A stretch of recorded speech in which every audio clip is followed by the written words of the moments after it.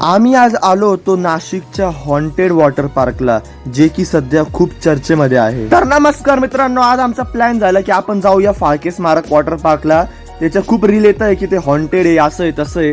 तर म्हटलं यार आपण स्वतः जाऊन बघून येऊ काय विषय आहे, काय नाही तिथे. आम्ही थोड्या वेगळ्या रस्त्याने गेलो होतो जंगलातून. या मोहितने आम्हाला जंगलाच्या रस्त्याने आणलो होतं. चांगलं सरळ सरळ गेलो. आम्ही डायरेक्ट वॉटर पार्कच्या वरती पोहोचलो, जिथून स्लाइड सुरू होते. आणि मित्र म्हणे स्लाइडनी खाली जायचं का. अरे यांचं काय करावं आता, त्या स्लाइड बंद पडल्या आणि यांना स्लाइडनी खाली जायचंय.